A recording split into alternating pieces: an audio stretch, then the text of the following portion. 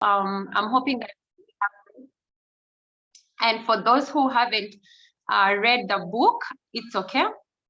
We hope that after today, you're going to love reading a book and you're going to at least read a book this year. So it doesn't matter. We are all here together and we are going to enjoy looking at the book and learning some few lessons. And we hope that you're going to learn something today. Thank you so much, Claire, for joining us, and for everybody who is online today. We usually start our session. It's my tradition that I will not forget to talk about I am my sister's keeper. And I want to ask Joyce to read it for us. She was one of the very first people to come online today. Joyce, if you are able to switch on your audio, you can read for us I am my sister's keeper before we can continue.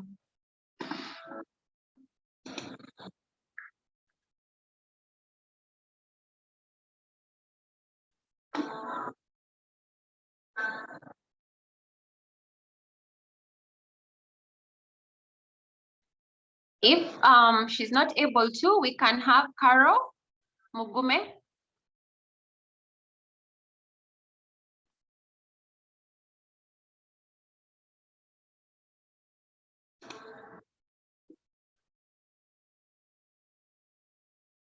Joyce, I can see you're unmuted, but I can't hear you.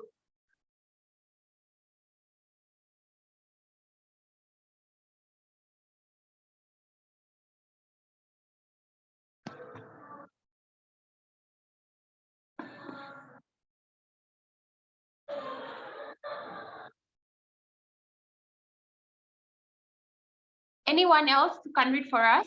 Just unmute yourself and read for us. Sorry, Primera, my connection is a bit bad. Can you get me? Yes, I can hear you, Carol. Hello? Yes, I can hear you, Carol.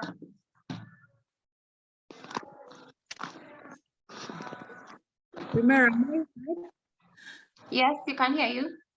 Okay. Hi, everyone.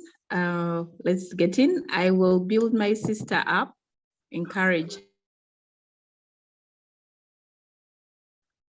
reason to talk about her, tear her down, be jealous of her, or compete with her. I am going to stand behind her into her destiny. Thank you. Thank you so much, Carol. Thank you, thank you, thank you.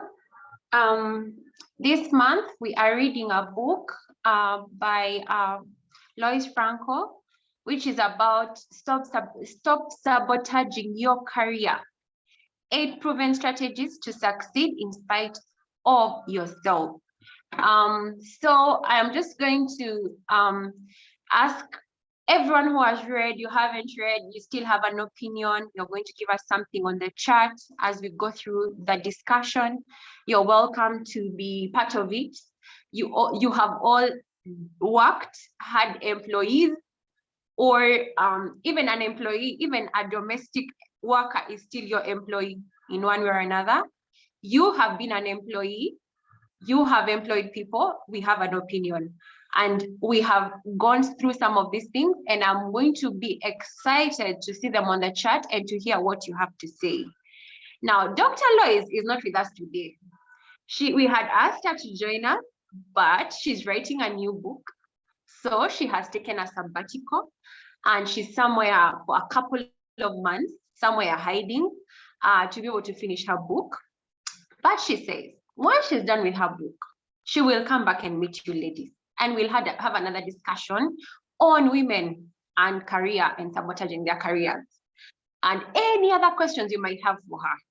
So for now, I suggest we get excited about the book and pray for her wherever she is, so she can write another amazing book that we shall enjoy, whose knowledge we shall enjoy, and we hope she'll come back and be with us at some later point in the year. That's what she says. So welcome, Claire. We can start off. We are ready to start off with you. Thank you very much. All right, thank you. Thank you, ladies. Thank you for keeping time. Thank you for joining us. I know we are going through, but the Lord is still faithful for yet another one. Remember, I think it's 11th. Yeah, the 11th book review that we are having. And we're also celebrating making 1 year. So we have a lot to be grateful for. So today we have to review the book Stop Sabotaging Your Career. It was like I was reading, I was listening to a counselor, you know, who has been watching me with an invisible drone or camera. Think that this book doesn't only point out the negative things or the mistakes, but it also gives us to actually grow in our career. And if you've been with us from the beginning, all our books they're linked together. They're thread going through all the books. And so after this, we're currently reading How Women Rise, and there are many lessons to learn. And so this book is divided into 8 strategies. I would want to hear your opinion after every strategy that we go through. So this book starts with giving us some of the dynamics of career self-sabotage. One of the things that was very, very obvious in the book is that many times we blame the outside issues for our problems, for staying in one place. A bad boss, she's jealous of you, she doesn't know what you're doing, so there's no this company. So most of our excuses have been on the outside. From this book, they tell us some of the issues that we can learn. This was done through examples. The first example was that of Dan. Dan was an accountant who was good and was one of the best employees, was and was actually promoted. Before he was promoted, he was very hardworking, he had very good reviews, he was a team player. After the promotion, he lost touch with people. He lost touch with people, he was not consulting, he was not taking people's opinions, and that led to his fall. This is one of the mistakes that we also have. And then also the second, they give an example of one of the most famous ladies in politics, Margaret Thatcher.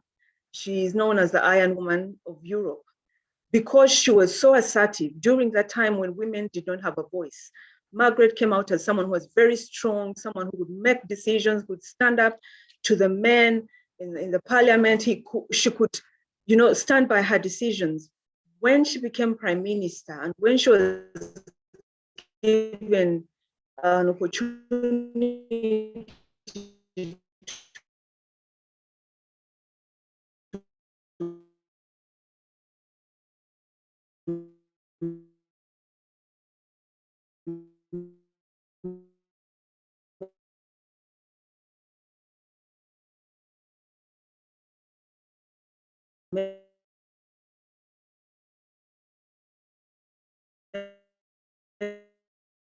decisions. She was not read the book, go back, bring it, and we don't really. But from this book, we learned that yes, they give an example of a boss who didn't compliment him, did not care what he did, even if work could not get complimented. And when they asked, the coach asked him, "How did you? Does your boss remind you of someone?" And yes says, yes, reminds me of my dad. So, and the way he was responding to the circumstances was as a result of how he was treated when he was younger. And also Rita. Now Rita had a challenge with the boss. The boss wanted so much care and attention, could come to the office and lock herself in the room and cry because she was very stressed. She was so needy, like a needy boss, so needy, could tell the employee all her personal issues, all her marriage challenges, home issues, challenges with her job. And in Rita's case, it was a mother who also depicted the same characteristics of being needy and accepted. And so this prevented them from growing because the boss always looked at Rita as a confidant and not as an employee who needed a promotion. So in the next slide, they highlight some of the things and the mistakes that we make in our careers that are sabotaging our careers. And one of the mistakes is overlooking the importance of people. When we are given these roles as women and we become bosses, we overlook the importance of people. I've worked hard, I've been promoted, I belong here, I've made it. But you can't stay up there without other people. And so overlooking importance of people has let people down. Then second, do not function effectively as part of a team. If you can't work as a team, you cannot stand. Yeah. And so these are some of the highlights. If we go through all the way up to 8, these are some of the things that were highlighted as mistakes that we are making. For example, possessing limited emotional intelligence. And I've shared freely about that in my own career, how I did not mind what other people were going through. I thought that when people come to work, they leave their baggage behind. It's only after through reading and through studying a lot, I was able to learn that a person does not actually leave their soul at home. They come, sick child, broken marriage, financial issues, they come like that to work. And so a leader has to have that emotional intelligence to know when to help, when to step in, when to guide, when to give people day off. Then also, if you have a difficulty working with authority, there are people who simply do not like to be told what to do. Those are some of the challenges. Then also not having a vision for your work, for your job, not having a vision for your company. Then also not caring about the client. Many times we think that we know better than the client, we have the best solution for the client, and in the long run, you spend maybe so much money and resources developing a product, developing a service, only to find that that is not what the client needed. And so that keeps you stuck. It limits our growth. Then those, of course, this is related to the first one, working in isolation. Now, if you, for example, right now we're in the lockdown, we're all at home, we're working from home. If we are not careful, you end up working in isolation. You end up losing that social connection with the people around you. And when the promotions come and when the reviews come, the boss is asking what you have been doing throughout the lockdown, throughout these past months, and you cannot be able to defend yourself. And so these are some of the behaviors that were highlighted by Lois in the book. Yes, now, Primera, maybe you can go to the first strategy.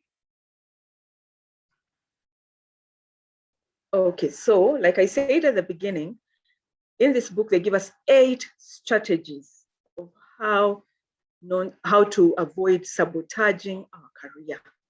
In this book, they say 80% of your progress is based on you as an individual, not even the environment where you are. Whether you are a receptionist, whether you're a line manager, someone in customer care, 80% is dependent on the decisions that you make every single day, the behavior you exhibit, all 80%. And before I read this book, I thought, I think the boss has everything to do with my promotion. In this book, they say if you, and it's, I think, connected to nice girls, don't get a corner office. you have to have a strategy. It's actually a game. If you're in office, if you're in corporate space, it's a game. You must be able to play your cards very well. One of the strategies is build strong 360-degree relationships. It begins with a quote that people wish to be confirmed in their being by others. Secretly and bashfully, we watch for a yes that comes from another human being. Now, this is a mistake. When we wait for people to say, on your marks, get set, now go. When everything you do is before a boss, you are making a mistake. You must have 360-degree relationships. Yes, you can relate upwards, but this with the co-workers is very, very important. So one of the quotes here that stood out for me was, you cannot be effective in the long run without strong 360-degree relationships. Even more important, when you need a relationship, it's too late to build it. So don't wait for the end of year review for you to actually start greeting your, start warming up to the admin, start saying hi to the tea lady because you've been told to give you a reference. No, it may be too late to create those relationships. Start now working on the relationships with the people that you work with. The second quote that stood out for me was, the ability to do your job is contingent upon having relationships in place that will support your efforts, provide you with what you need when you need it, cut you slack when you make a mistake, and act in your best interests during good times and bad. So it's very, very, very important for us to maintain these relationships. And in my own experience, I have seen it work. I think I've shared with one of the cohorts, and I told them that some of the promotions that I've got have been when I'm on leave in the boardroom to make the decisions. And that has happened, I think, twice in my career, meaning that at some point in my work make an impact with the people around. And so it's very important for us to actually build strong 360-degree relationships. What I like about this book is that it doesn't leave you hanging, because you leave a chapter and you're like, but how do I do it? And so for every chapter, they give us tips of how to actually build these relationships. And Primera, some of the, okay, the next slide. There are quite many, but I'm going to highlight some that stood out for me. How do you actually create these relationships? They were very, very practical. One of the things is, at least once a week, have lunch with one of your colleagues. Yeah, it may be both of you paying for yourselves, but have lunch with someone else, not one of your friends in office. Go out with someone who you rarely actually go out with. That will help you create a relationship beyond the desk. Then also, it's about the casual talk that you have with someone. Some of the offices right in our corporate spaces, open space, those are much easier. But there are some offices where you are enclosed, especially when you're at the top. You find that you rarely actually talk to anyone else. You enter the office, lock yourself in the office, and you never speak to anyone else. So that brings us to point number 3, where it says keep your office door open. Many of us want them closed. But in this book, they suggest that just a physical door blocks everyone else. If you are a boss, you will never know what happens at the bottom, because you have already showed physically that you are blocked off from everyone else. So there are quite many tips that are given, and I request that afterwards you can go and read about them and see those that you have tried, those that have worked for you. One of the things that has worked for me is actually celebrating people's birthdays. I used to be very bad with birthdays. I could forget people's birthdays, but of course with Facebook, that warns you ahead of time that tomorrow is someone's birthday. Once a year, you get to show someone that they are important, that they matter. And throughout the day, even a bouquet of roses can make a difference in someone's life. And how much is a bouquet? It doesn't even cost more than 50, a decent bouquet. You can be able to get money, buy cake, and send a message on a status, make someone feel important. So when a need comes, you have already created a relationship with them. And then also learning, this one I didn't know about. It's about learning the names of your co-workers' husbands and wives and significant others and children. When you ask me, how is Andrew? How is Abigail? My heart warms up immediately. It warms up because you have taken the time to actually know my kids' names. And I believe it happens with everyone else. If someone has a mother, like in this time, if someone has a mother who is not well, and you ask about it, and you find out beyond the deadlines, beyond the targets, there is a human being behind these numbers. Let us be able to connect with the people before. So the last point there, I've skipped everything else, but the last point is see beyond the task to the human being who is actually performing it. Before I'm a manager, I am a human being. Before someone is an accountant, they're a wife, they're a sister, they're a daughter. Before Primera is a manager, before that, she's Primera. She has an identity. There are things that make her happy. There are things that she likes. If we can know people beyond their titles, it will help us create these 360-degree relationships. And so I've run through the first strategy. Primera, I don't know, Kathy, I would like to hear chat and Primera, thank you. Thank you so much. It's a very interesting discussion, especially these tips. Especially things like understanding co-workers, husband, wife, significant others. For me, that has been one of those things that I've used in my life, and I have ended up with very deep relationships. That is how I met Claire, because I met someone called Kathy, and then getting to know Kathy, who is your sister, who is your mother, and now I know everybody like in the family. Not because it's because those co-worker relationships that are important, and then you get to know people. And then finding that healthy balance between concern for others and being able to have your own needs met. So pretty much this list of things is busy about how to anticipate other people's needs, people we are working with. But finding that perfect balance, I think, is the biggest takeout for me from chapter 1. I have all these 360-degree relationships that I'm constantly building, but at the same time, I need to find that perfect balance between getting what I need to get done and building relationships.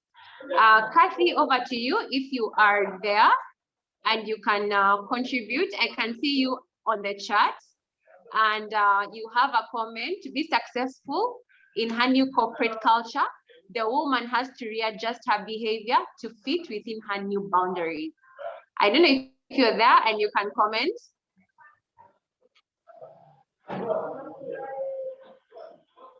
Hi, Prim. I have network challenges. Can you hear me? Yes, we can hear you.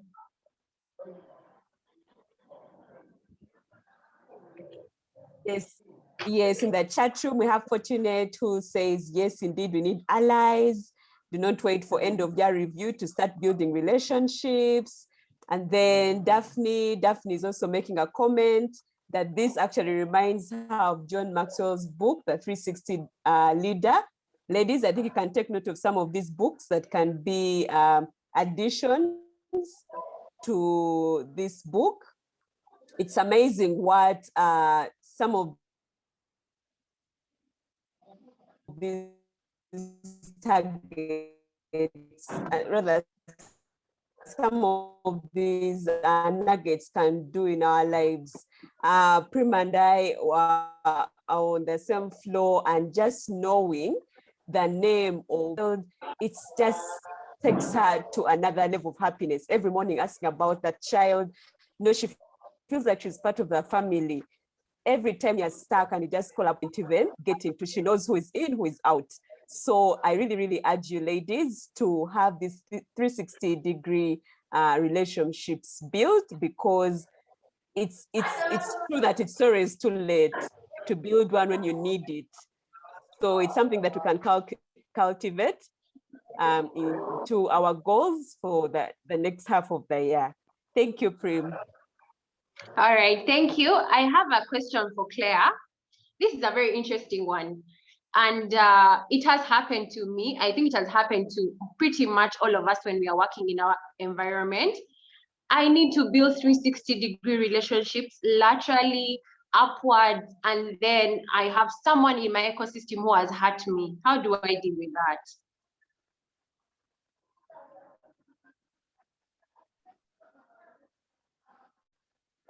Thank you, Kumara. It's not like one shoe fits all. All of us have characters. Even the most difficult people to deal with, there is a soft point somewhere. I may not like your girly things, but I might be an Arsenal fan. I may be a Man U fan, and that is my soft spot. So when you actually go out to pick interest in what I like, many times we go out and we know, okay, she's the HR, and so I have to be nice to her. And you find that most of the HR, they put up a wall. Why? Because they can't trust your friendliness. They can't trust your love. So go beyond and see, what are these things that she likes? What are the things that make her laugh? What does she follow on social media? What does she comment on? So you try to fit in her mold. Don't start telling her about fashion because you like fashion. She may not be interested in fashion. And so it's about, later in some of the chapters, you will learn that it's about getting to listen and to actually pick interest in someone else. They always have something that can bond the two of you. That's what I think. All right, thank you so much. Thank you so much. Thank you, Claire. Alan is in the house. Hi, Alan. Prim? Yes. Hey. Oh my God. Time. I'm so loving this book. Really, really love it, sisters. This for me, I didn't even know this lady had written, Dr. Lois had written this book on self-sabotage. I'm seeing it so much these days. Young ladies are sabotaging their jobs, themselves. It's crazy. But let me add something on the 360. Do not go for, what happens is most of us go for the people we know. So Primera and Kathy will hang together because they know each other, and Claire. Try to go outside your comfort zone. Try to look for people who will give you critique. You can imagine at my level recently, I got a 360, then there's also the whole bit of 360-degree feedback. If your organization does not provide that kind of opportunity for 360-degree feedback, that is often given anonymously and secretly, so someone can actually speak their mind. But I recently went for this feedback, and I got feedback because during COVID, of course, our leadership was tested and it changed. So I got feedback around, oh, she needs to go for a transformational leadership course. And I said, how? Me? Who was going to have that? How can they be telling me to go for a transformational leadership course? But I must tell you that I went for this training. Recently, I signed up. You have to be very self-aware. I signed up for this program, and it's been one of the best things I did for myself. I did it in May, a transformational leadership program, but I would never have known if I had not gotten 360-degree feedback. So don't just look for people who are your friends. Also look for people who can, so it may be someone, you might be working in finance, look for someone in sales, because salespeople are often creative, or in marketing, they're creative, they're outgoing. Or if it's someone in distribution, they're also different character traits, so they might be able to tell you something else. So thank you so much. I'm enjoying myself. I'm right here. Thank you so much, Alan. You're very welcome to our session. Claire, over to you.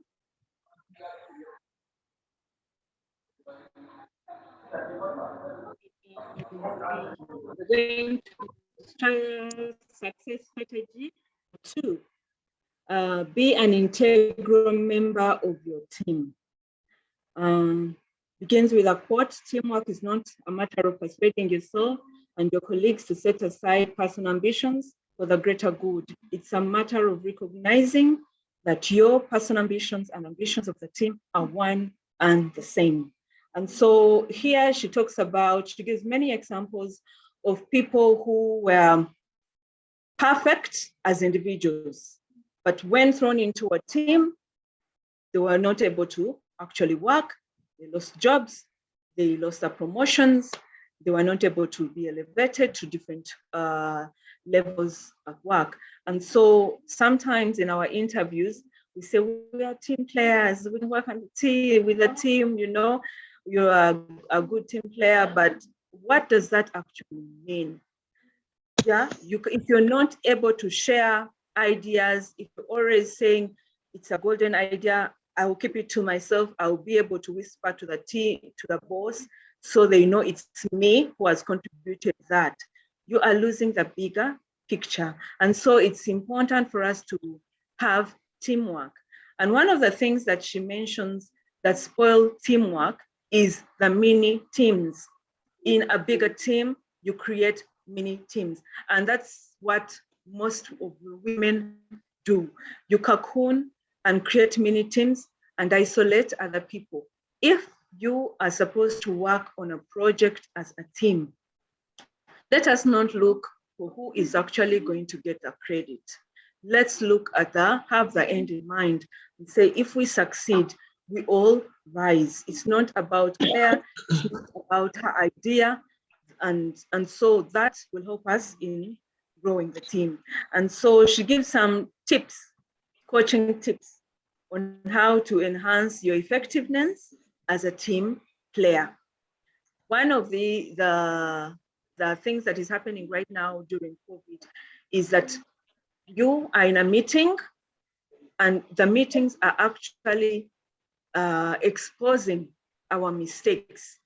If you are an online meeting and you decide that for every online meeting, you will be quiet, you will not say anything, it comes off differently to the bosses and to the other people because they know you can be able to contribute, but you're intentionally staying mute throughout the meeting. And so one of these is stay involved in team meetings by consciously choosing the role you play. I always share about this, and I say that there are some meetings, especially with clients or bosses, where I go and I'm clueless about the topic or clueless about the company. I've done my homework, but you reach there and you're caught off guard. I don't keep quiet. At least I ask more about the company and what they do. I ask more questions. And then also, even in our other clubs and social setups, every single time they ask, say a prayer.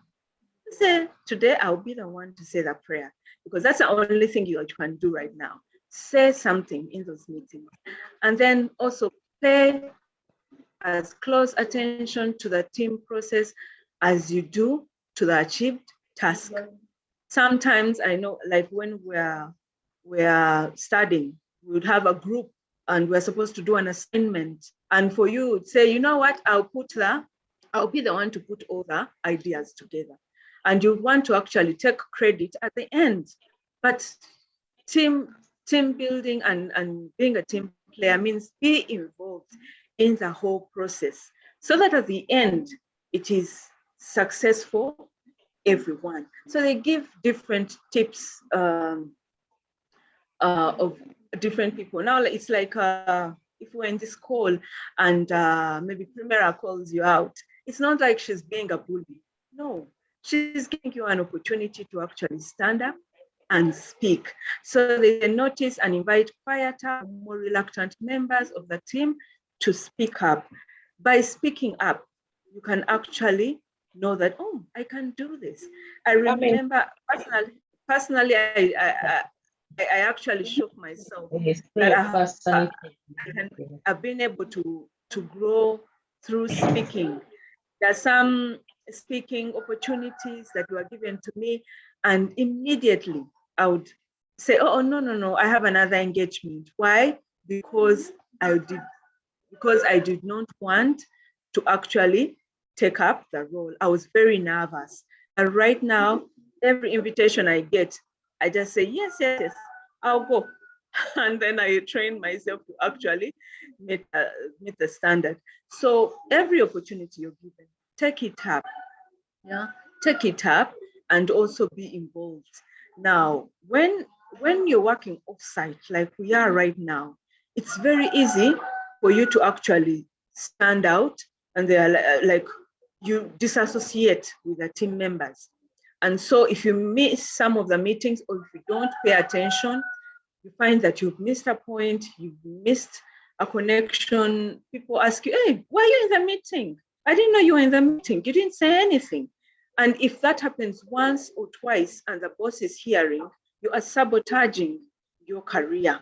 So there are many, many tips. This book is very big, and I cannot go through every single point, but there are only two that I would like to also comment about. Volunteer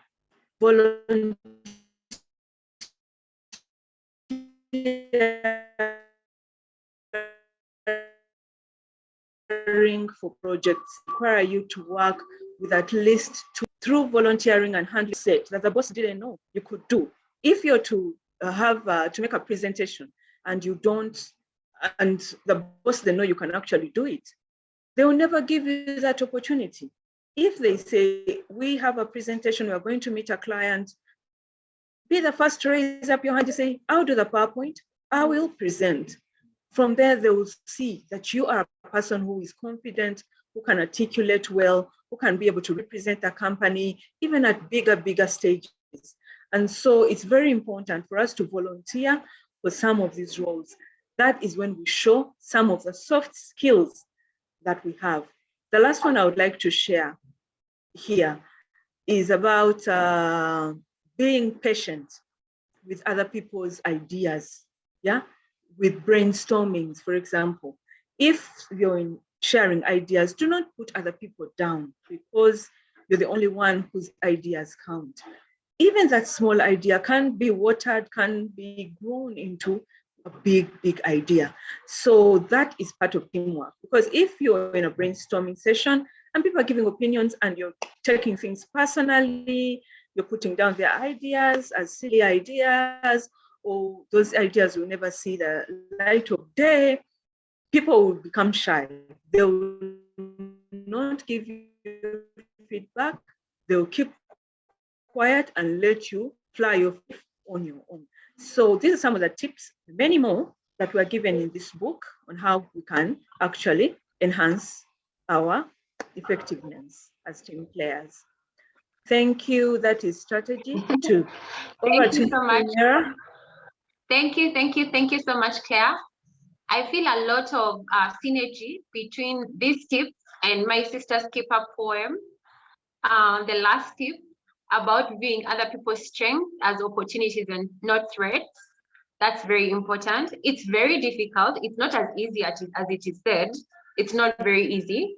Then celebrating people's accomplishments and making sure that you are sharing information. I'm very grateful to the people who actually share for us in the WhatsApp groups and like, you know what, this is the information. We have Jackie Namara, like I know Jackie will post something when she comes across it anytime. And that's just an example, but like share information, like when you find it out there and you know that the ladies can be able to enjoy them, please do share it. And then we also have so many committees at Girls for Girls, like doing very many things. Put up your hand to join a team of another woman who is a sister's keeper, to be able to enjoy certain work together as a team. We have so much stuff that we are doing behind the scenes that where we need you to be able to participate. So when we send out the form in the Google, in the WhatsApp group, please join and participate and be part of a team of another woman who has even been through such sessions. That means your way of thinking is literally the same. We all want to learn, we want to contribute very well to Girls for Girls. Thank you so much. Over to you, Kathy. Do you have any comments for us?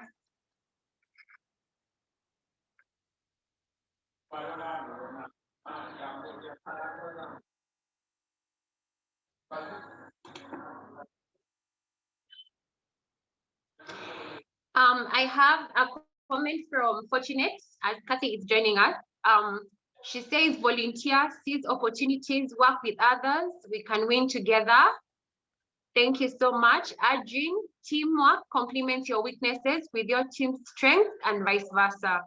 I think it goes back to what Alan was saying earlier, learning and knowing who you are. The moment you know yourself really well, then you totally understand that I need the other person to be able to complement me and be able to and I'm able to show up as myself, and then I can let other people just show up as themselves and we work together as a team. Thank you so much. I'm still looking out for many comments. Like I said in the beginning, we all have been in this journey together. Like individually, you know, you have been part of a team. You have enjoyed being part of a team. You have organized a team at some point. I have a comment from Alan. She says, one common mistake I've seen with women is that they think the technical strengths are enough. As you grow, team engagement takes more precedence. So always remember it's content and character. Thank you so much, Alan. Yeah. Thank you so much. Can I add to that? Because I've been going through stuff with some stuff at work, and I keep seeing it as we're doing a restructuring. Unfortunately, who is likely to leave? Often it's the young women at within a certain age group, between 30 to say 40 something there, because for all that time, it's so good to build your content. It's good to do the courses. You find someone has 10 courses on different things. It's good to, but then we also forget, and it's also good to, you're also nurturing your family at that time. What happens, I've seen many young men, they are stuck in that rut. They do not make time. When others are going to do a lot of the teamwork, they say, it will be easier for me to get it done because after all at 5, I have to go and meet my kids, or I have to go and do that course at UMI, or I have to do that course online with INSEAD. But as you grow higher in the career, something that's going to boost your career trajectory is the teamwork. It stops just being about your technical expertise and your exploits. You have all this. It's more about how you engage with people, how you work with people, and how you harness, you bring together a team to deliver on a goal. So if we can learn that trick, you do your technical strength in the 20s and the 30s, our gathering years. And then as you climb the corporate ladder, you spread your wings to now start learning how to work with people, bring people on board, and actually getting people to help you deliver on a goal. I've seen it so much in this restructuring exercise. It was so unfortunate. All the people who were caught in the trap mostly were women. They were working in silos, working alone, and they are very hard workers. They're the most hardworking in the organization, but they are not working so much with others because then there are other priorities that are taking their time. All right, thank you so much, Alan. Thank you so much. I have a comment that teamwork is power. Thanks, Alan, from Daphne Oboth. She's one of the best HR people I know around. And I also want to speak to the same thing that Alan has said. Last month, it showed up in our book club review when we were reviewing the book Leapfrog. And one of the things that she was saying in the book is that women, we also make another mistake. We try to build very deep relationships, which men don't do. They build more shallower relationships. And so basically, in a point where you're building 5 relationships, they have built 15. Number 2, they start asking and start taking advantage of those relationships. So as we try to build very deep relationships, fewer relationships, and then we don't start taking advantage of those relationships, they are doing the very opposite. Thank you so much, Alan. Thank you. I will go back to Claire for number 3.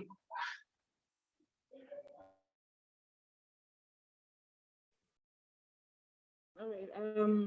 Number 3. Now this one is it was a soft one, and yet very, very important for our careers.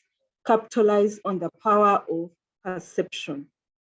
Now, it has a quote, which is an ancient Chinese curse. May you have a wonderful idea and not be able to convince anyone of it. Now, that is a real curse, you know. So it's about, this session is about how do people perceive you? When they see you, when they meet you, how do they perceive you? It's very important how people perceive you. Many times we say, you know, I don't need other people's opinion. I don't need them to tell me what I am or what I do. But the image that you have created out there is actually very, very important and maybe sabotaging your career. Now, it's becoming worse as we work offline. We are more relaxed. We do things at our own time. We show up at meetings in t-shirts, in Spain t-shirts. There's so much mess all over the place. You have created a perception that the person you are in office is not the person you are at home. In office, you have created this different persona, but you're looking very, very disorganized in this Zoom meeting. There's also the issue of coming late for the Zoom meetings. You always log in 30 minutes late. Why? Because it's not a physical meeting.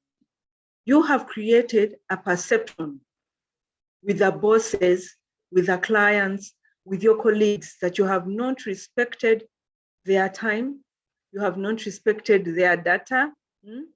People were able to come in on time, you come in 30 minutes late, and yet you are supposed to make a presentation. So these are the perceptions that we give that are actually sabotaging our careers. If you are constantly late with your assignments, late at appointments, who is going to give you a promotion? Who will trust you with a unit in the company? It's probably going to go to someone else who is even less qualified in terms of papers than you are. So we are sabotaging our careers because we are not capitalizing on the power of perception. So she goes ahead and gives us some tips on how to actually communicate. There's a whole, I think there are around 5 pages on communication. I request that you go back and read these different tips that she gives. One of the tips that she gave was don't trim when it comes to spending money on work clothes. Many times you are like, you know what, I cannot spend money on clothes. I simply have many things to do with the money. No one minds the clothes I wear, but they actually do. The things that you always wear to office, yeah, say a lot about you. People create a perception about you, and sometimes it costs, not all the time, but sometimes it actually costs us the assignments, the promotions, and the opportunities. And second one, never leave the house before looking at the mirror twice. It's just, she went on and on about our appearance and the perception that we give of if we don't take care of our own grooming. Now, this is, of course, during COVID, you find that we have let go. Personally, I have dreadlocks, so I hide behind the dreadlocks. But you find that you haven't been in the salon for a long time, the nails are not done, and you show up to a meeting like that. Already, people have created a perception that, oh my God, is she actually going to say something that can benefit us? They already switch you off because you have showed up when you're not well groomed. And so they talk about shining the shoes. One of our, I think it was actually Lois, she talked about the appearance and how for Hillary Clinton, the appearance made a very big deal in the campaigns that she had. When she had long hair, people did not take her seriously. When she cut the hair, people said, wow, she's presidential material. She looks great. She looks like she can actually run this company just because of her haircut. And so it's very important, the things that we do out there. And beyond appearance, the different things we put, for example, on social media, the things that you follow, the stuff that you put out. Sometimes you look at people's statuses and you're like, is this my boss? As in, is this, I didn't know that she had this. I didn't know this guy was into this. So the things that the perceptions you create by the things that you share, the things, how you comment. Some people are managers, very good managers, but they are bullies online. They are bullies. Yeah. So you find that if someone is in that space and they are doing a search on you, they want to do business with you, but they realize you have this language you use on social media. It's a perception that you create in the minds of people who want to work with you. And as women, we need to be very, very careful. There are people who keep putting things on their statuses, not knowing that these things actually go far and wide. And so social media, with all its graces, has actually cost people opportunities. Yeah, because social media does not forget. You can delete whatever you want on your phone, but once it's out there on social media, you have no control and can actually torment you down the road. So we need to be very careful with the perception that we create on our social media, because the content we put out there becomes our identity. So she goes on and on about our weight, how we need to take care of ourselves. We need, I know, like, we have many on a personal level, it's really excuses. Like, I cannot exercise, I cannot do this, I cannot do this. But you must find the time to actually take care of your health. Because if you don't have good health, eventually you will not be able to have that stamina. You won't be able to have that. If you're always, saying, I'm not well, I won't be able to come in. It can work and may be genuine for a short time. But when that promotion comes, that excuse may not actually stand firm. So we need to actually be in good health in order for us to up to the game. The last two. Never give a presentation you haven't prepared. Every time you open your mouth, presentation. So sometimes you say, I have this knowledge. I have worked in this company for 15 years. Surely I can actually present. You go in for a meeting and the first question they fire you, you cannot actually answer because you've been caught off guard. So she says, in order for you to communicate well and give the right perception, prepare for every presentation. When you are using, for example, when you have to read from somewhere, when you're using notes during a presentation, use index cards. Those are small cards, like business cards, instead of sheets of paper. What happens when you're using sheets of paper? If, for example, right now, I was presenting and I'm flipping papers all over the place, I'm taking notes and doing that, I'll look clumsy and I'll disorganize the whole presentation. So people will look at me and say, oh, Claire was not ready for this. She was not ready for this presentation.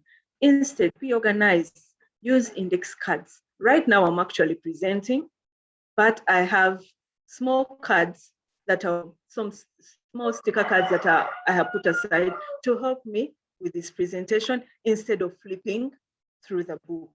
And so those are some of the things that that she pointed out that can help us create the right perception to the people that we are presenting to.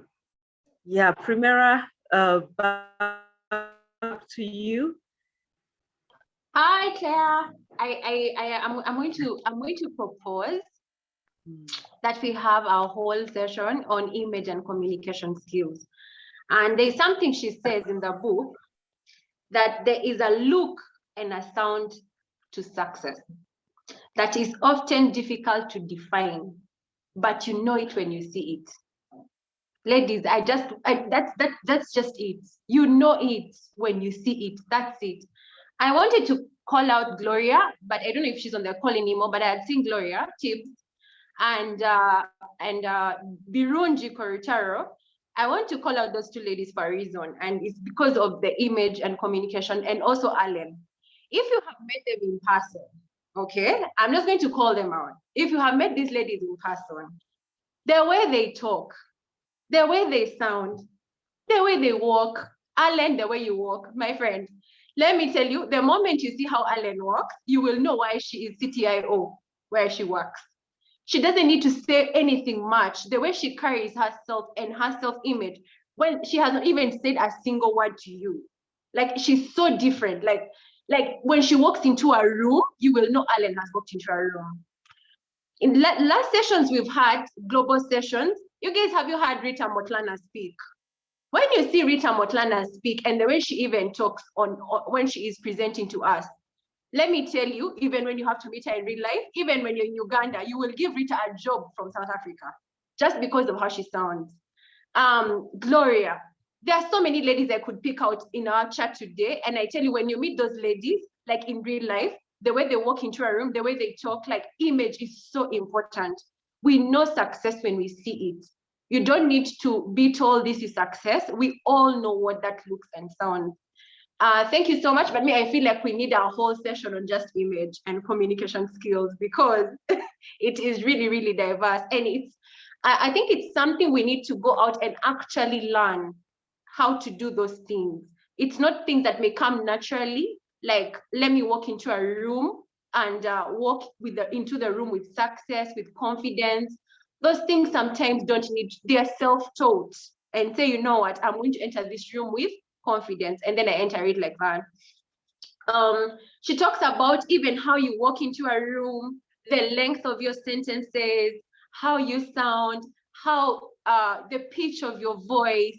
I know people in here can attest to that because I have listened to you speak in other sessions and tell us. So I hope we can have just a session on image and communication skills. Just a session on it, because for me, this is major. It's a very, very big thing after we've learned to work with our teams. Kathy, do you have any comments on the chat? Hi, Prim. Hi, how are you? Oh my God, the chat is on fire. Things to do with dressing and communication. We need that session as soon as possible. So we all second. Yes. Yeah, we all second that suggestion, that proposal. It's seconded.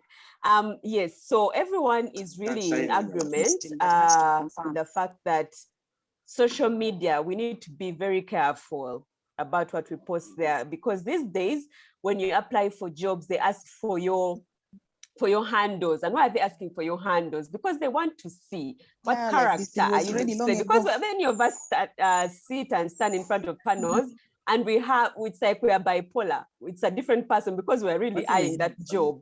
We are so nice, we are so, but they want to know who is Kathy in real life. Who is that Kathy who has applied for this job? So you're asking for handles. So we need to be very careful. And ladies, this is something that we emphasize in the STEM cohorts. We emphasize the fact that if you have nothing nice to say, write or Google or download something inspirational and just post that each of that you want to rant about the government, you want to rant about your boss, it will definitely disappear. Just put something inspirational out there and move on.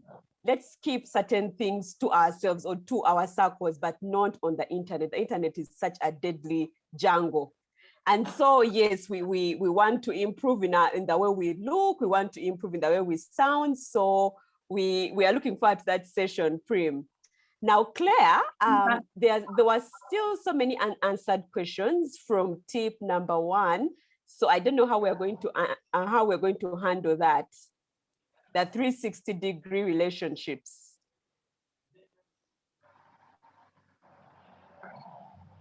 Should we keep them for the end? Yes, we can. I will take them in the end. Okay. I'll take them in the end. Thank you. All right. Thank you so much. Over to you, Claire.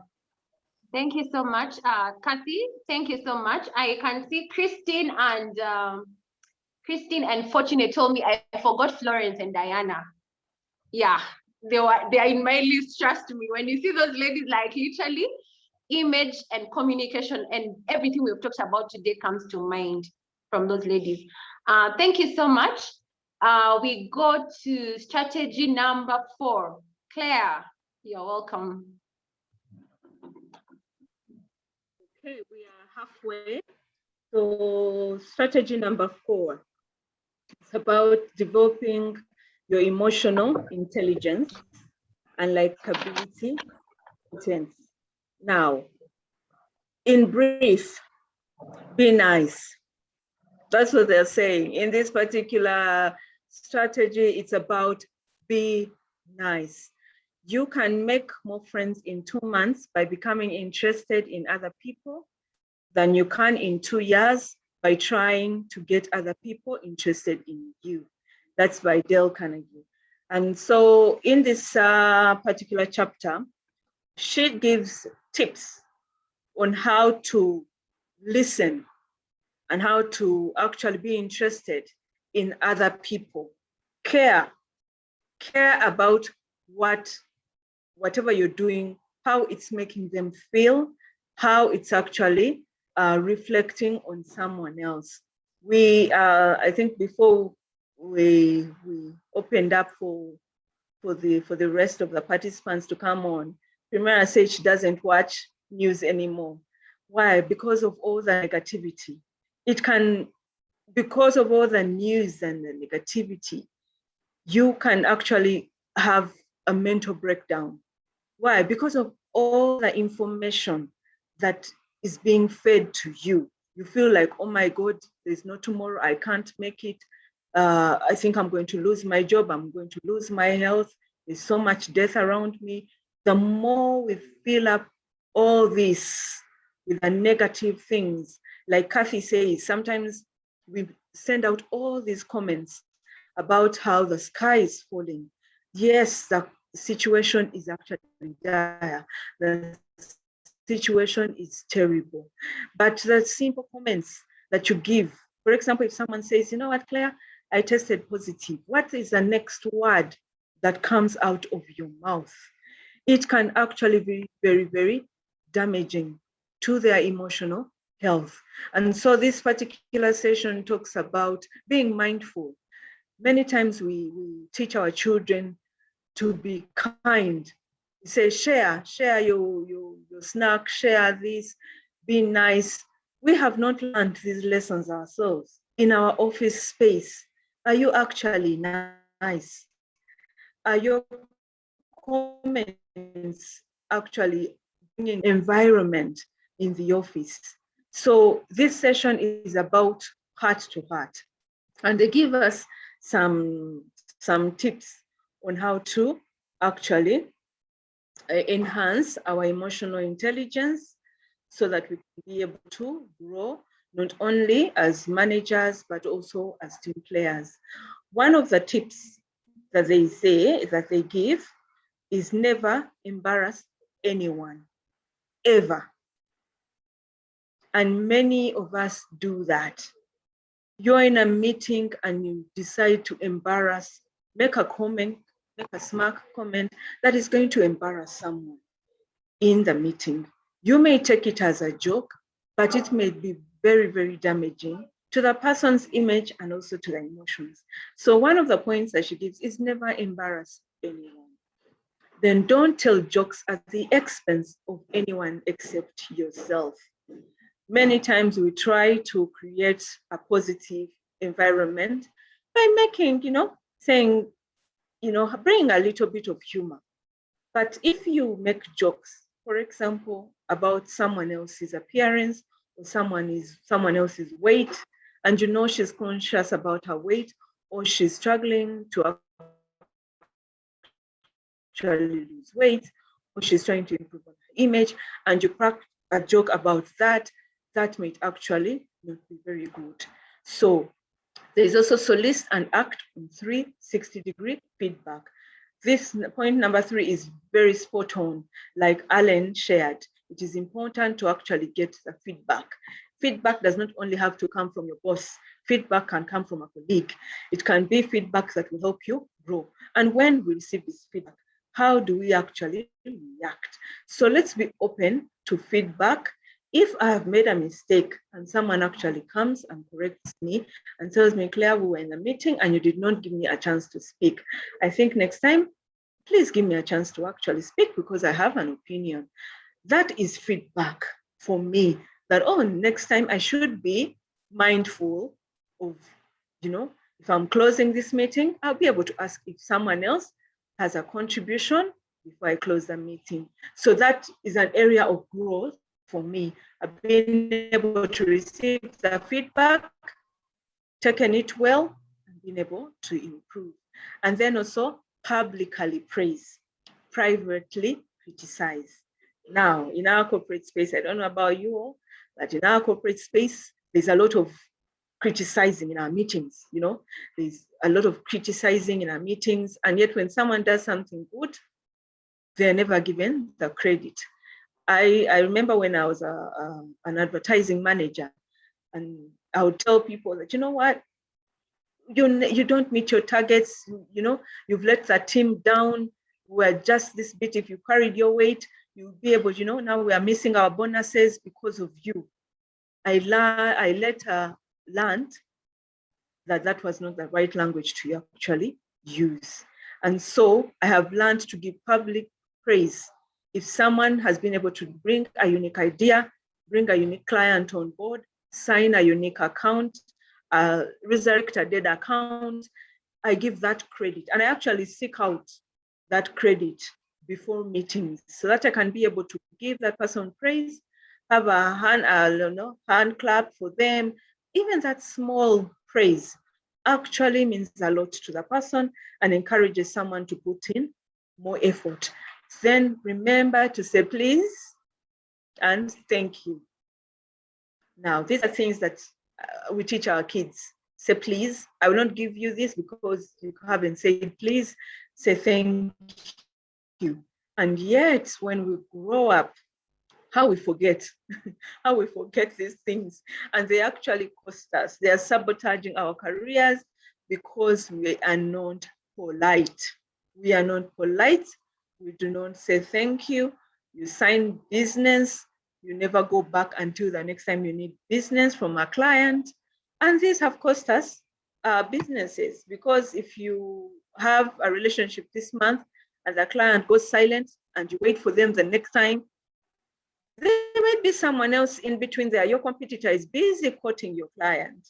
So in the sales environment, we need to actually say thank you to our clients and also thank you to our colleagues. I think it needs to become one of those best practices to be polite, to say thank you and know that. And I won't go through all the different things, but then the last one, I'll share the last one. Don't follow the golden rule. What's a golden rule? The golden rule is treat others as you want to be treated. What's the platinum rule? Treat others as they want to be treated. All of us have different levels of emotional, like our emotions are at different levels. It's like the love languages. I may have a love language of just being appreciated. Other people want to be hugged. Other people, an SMS is enough. Other people, checking on them is enough. So everyone has a different language in terms of emotions. When we come to office, be home, we come with our heart, our soul, our emotions, our baggage, our character. We show up to work with them. If we are to grow, we need to work on these emotions. We need to understand that Kathy likes to be treated in a certain kind of way. She likes to be, before I leave and go home, she likes me to say, Kathy, have a nice evening, I have left. Someone else may not mind if you just pick your bag and go home. But for Kathy, she'll wonder whether she did something to offend you. And so we need to understand these different emotions. It is something that needs building. And so in this chapter, she gives so many examples that we can actually learn from. So what I picked out from this chapter is that I need to be kind. I need to mind how I treat others and be polite. Yes. Primera, Thank you so much. done with the summary. Yeah. Thank you so much, Claire. Thank you so much for this chapter. For me, this chapter was very self-reflective in terms of myself, in terms of self-awareness and social awareness, and how we self-manage and how we manage relationships. We've gone through 360 feedback, we've received it. Sometimes we have to give other people. How do we give it? How do we receive it? I think for me as a person, it's been a journey in terms of understanding, like separating feedback and people.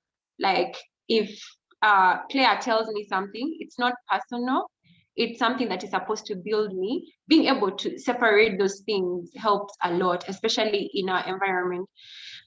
When we feel like everyone is like trying to make you feel bad or look bad about something, then we are not able to take feedback really well.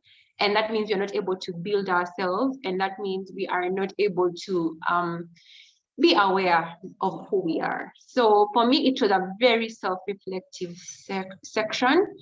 And I hope that I will continue. It's something we are going to do. It's a life process. It's not something that we are going to say after today, we are the best in terms of emotional intelligence and like ability quotient. There is nothing like that.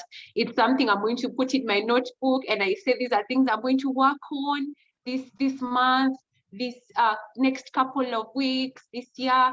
This is what I'm going to work on. I find that this is a life journey. Like by the time you have a boss who is 50 and walks into a room and makes all of you guys feel really good and congratulates you and does not even is always creating win-win situation, that person has been through a lifetime of trying to get things right and get themselves to a good point. So at this point, I'd like to ask Alan if she has something to say in terms of emotional intelligence. And like oh my God, this one. Sorry, I had skipped off another brief meeting, but I'm totally online.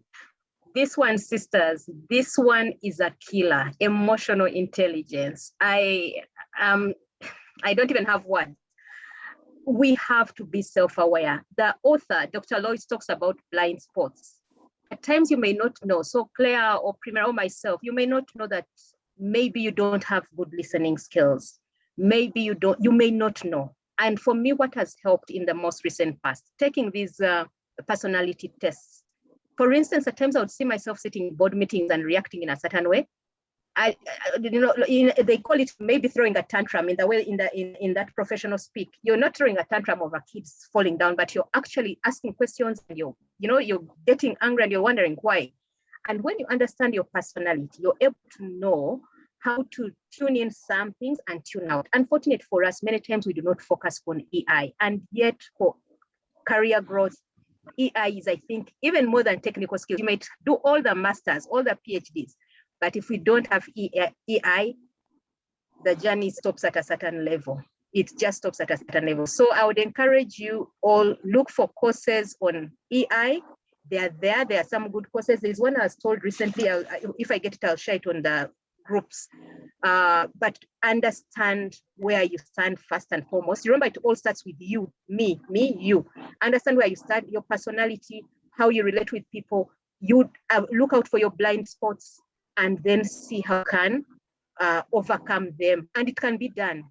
I knew someone who was so belligerent. He was rude. He would harass the staff. He was almost like a bully. He was given this feedback.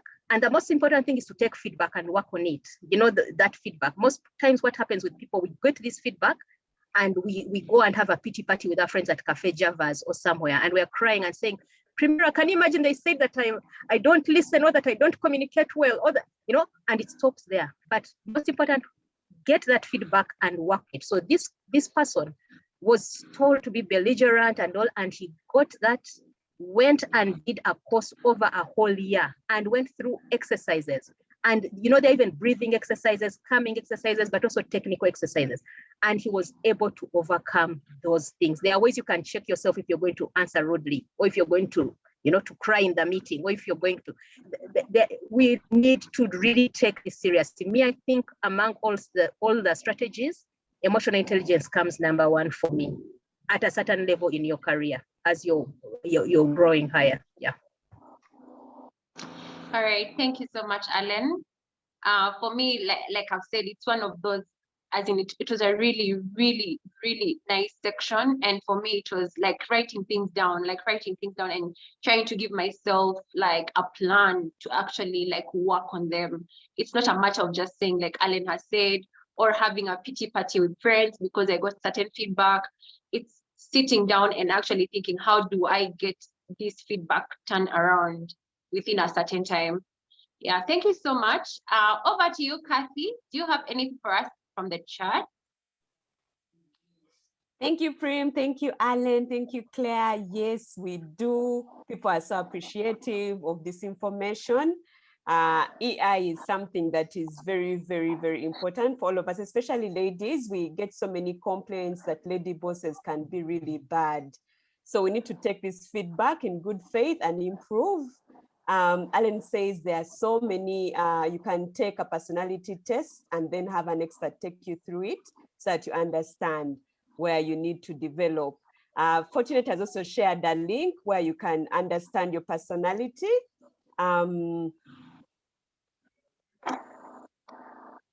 Yes, and Carol agrees that with practice, these techniques can actually grow in our weak areas. Self-awareness and taking action in each of the areas identified, we have to be intentional. Thank you so much, Alan, for that submission. Yes, Prim, so I think we have our work cut out. We have to have so many webinars on different things that are really pertinent to our growth. Thank you. Over to you, Claire. Thank you so much. It takes me back to one of the sessions, like the first session we had on womenpreneurs in the forum in May, and we had Stella Kivila with us, and we talked about also when you're starting your own business, like running your own business, you need to understand who you are. And she has a very nice course she takes you through on colors and understand. She took us through it, so you can contact Stella. She has a very practical way. I have done it with her, and then it's a very intense assessment. And then after that, she gives you a lot of information. It's printed. It's something you can print out. It's literally like a big book in terms of understanding who you are, your colors, and how to interact with other people and things you can actually work on. And she helps you work through them. Yeah, so should be an interesting person to contact in terms of real life information. Like I know that for a fact in Uganda, you can get it from Stella Kivila. All right. Thank you so much. We can go to the next. Claire, we are ready for you for strategy number 5. All right, our strategy number 5 is how to manage the boss. How do I manage my boss? The title is managing up. So how do I manage my boss? That's a question that most people ask. Yes, I'm doing all these things. I've done all these courses. How am I supposed to impress my boss? So I had the quote is, I admit it's tempting to wish for the perfect boss, the perfect parent, or the perfect outfit. But maybe the best of any of us can do is not quit. Play the hand you have been dealt and accessorize what you've got. And so instead of wishing that the boss could be fired or taken to another department, or that you're given another boss, the boss with the same employee will still look the same because you have not changed the way you interact with them. And so in this session, she talks about knowing who actually decides your promotion? Who decides your growth? Who is that one person? And that is different for every company. Sometimes you may be nice to the HR, and there's nothing that the HR can do without a recommendation from your boss, your immediate boss. So if you're not doing your work well, your boss will not give you a good review and you'll end up missing that promotion. It has nothing to do with HR. And so we need to know exactly who is responsible for recommending and responsible for our growth in this company. And one thing that stood out for me in this session is that I realized there's a lot that I need to do on myself that can actually market me to the boss without being very, very obvious about the fact that I need a promotion, you know. So sometimes just doing our jobs without expecting promotion is enough, but we don't do even that. One of the issues that was raised here is about our reports and their deadlines. Now,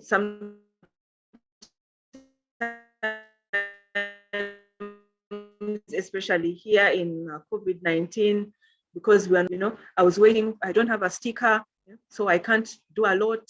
I don't have data, I don't have internet, so I was not able to join the meeting.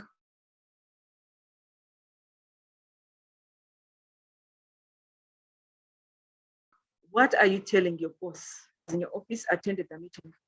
You did not attend the meeting because you did not have data. It speaks a lot. At one point, yes, it's a good excuse. It's a legitimate, because sometimes internet actually messes you up totally. But if it's a daily thing, every other meeting, you're the one who doesn't have your report ready, you're the one who has missed a deadline, you are actually not managing up. You may actually lose that opportunity. So some of the tips that they give in order for us to manage up, the first was always remember the golden rule of management. He who has the gold sets the rules. If it's a boss who is actually going to determine your growth, manage that relationship. And sometimes it's very hard because some bosses intentionally make it hard for you to actually be seen.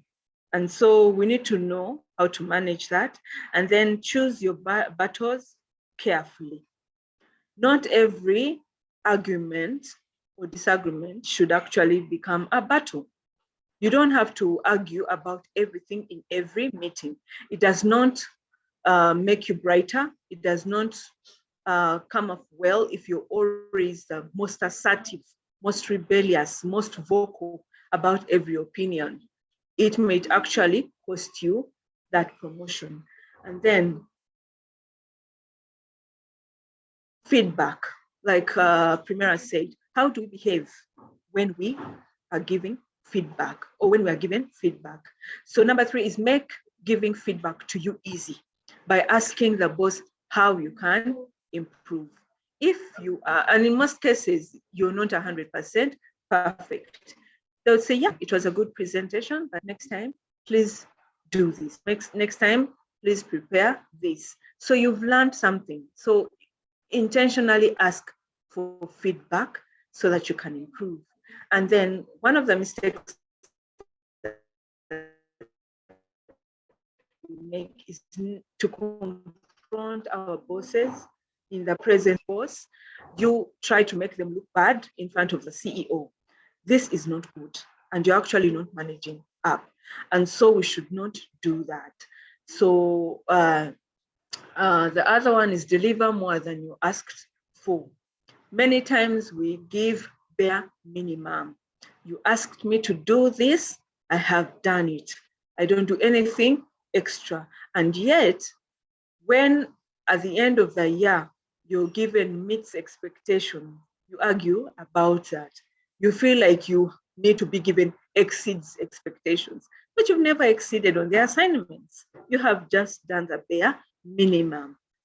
Why should you actually expect that you're going to be given exceptional performance. So in our daily work, she advises that we do things exceptionally. We try to excel in every assignment that we are given. And I think that's one of the things that I learned from Primera at the beginning of the year when we went through the goal setting session and said, let us move from being good employees to being exceptional employees. And how do you move from good to being exceptional? It's by doing things exceptionally. And so there are many other tips that she gives in this session. I just need to go through that, and also keep your boss informed about what you're planning to do. Now, this is a major problem. I don't know whether I think the ladies will share whether they're facing this, where the boss has no idea what I'm doing. Why? Because I'm not in office. I'm at home. And I think it's okay for me to just be there. At the end of the week, the boss has no idea what Claire has been doing. I think that is wrong. We need to actually be able to keep our bosses in the know, even when we are not in office.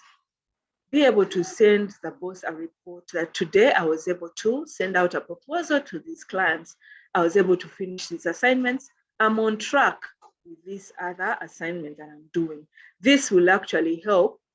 This will actually help in helping you manage the boss upwards. Yes, there are quite many, but I would like to go back to Primera. Primera, you can take over at that point. Thank you so much. Thank you so much.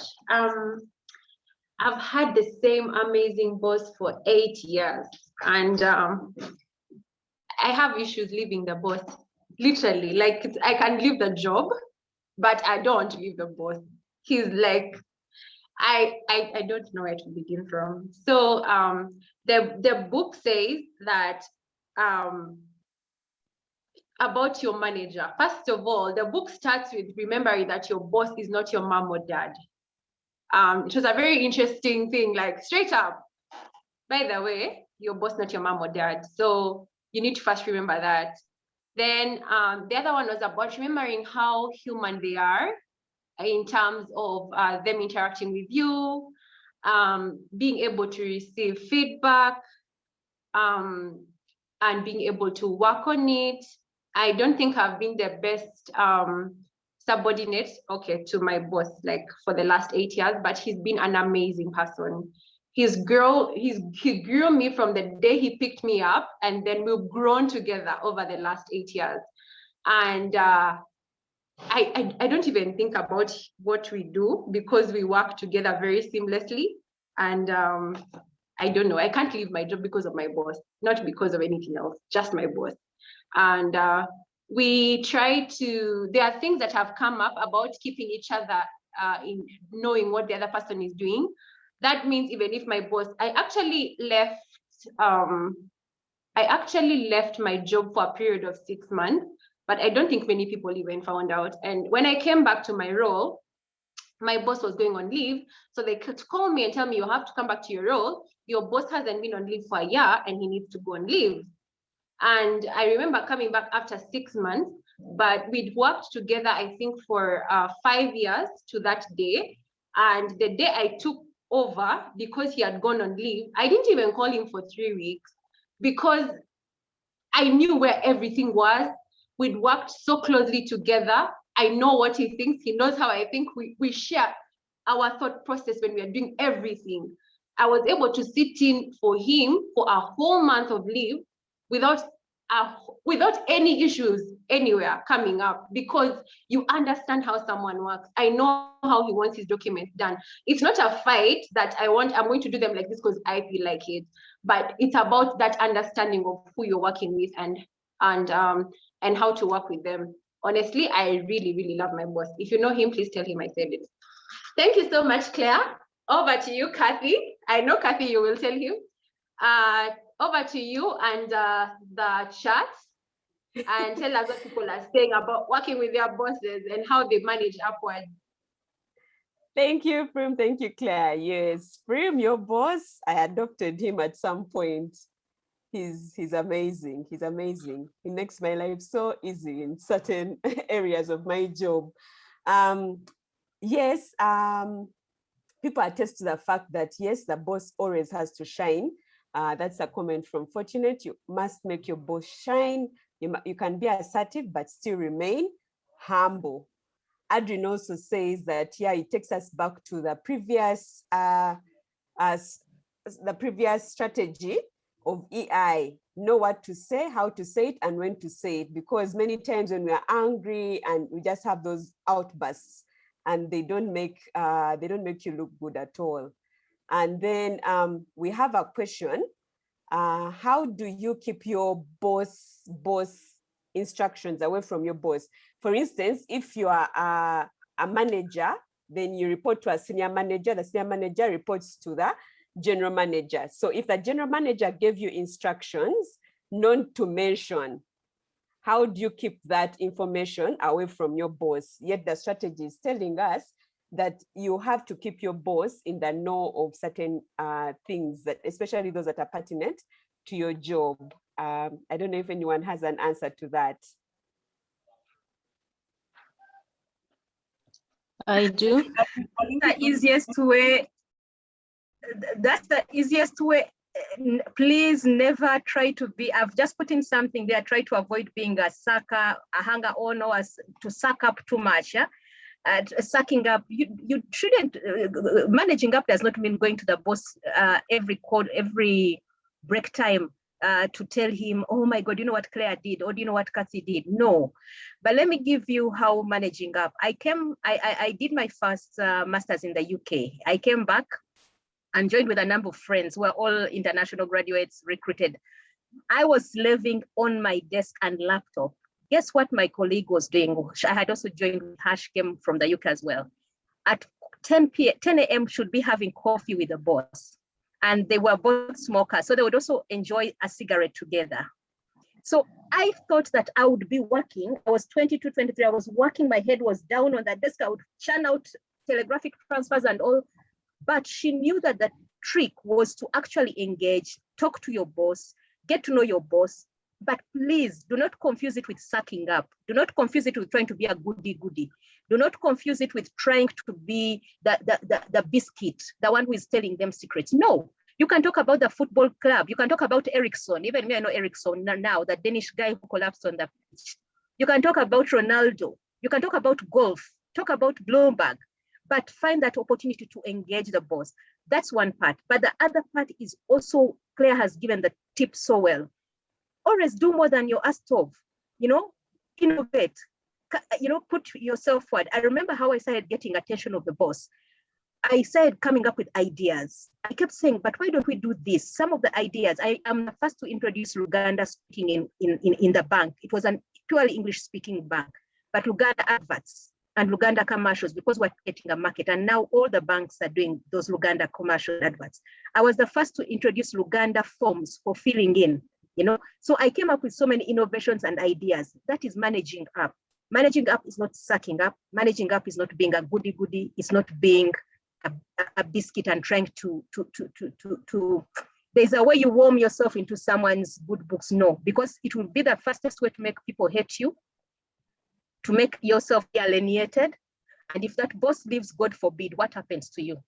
If the boss is the head of corporate and they are transferred, and now you cannot talk to anyone because they see you as the person who gives up secrets and all, what happens?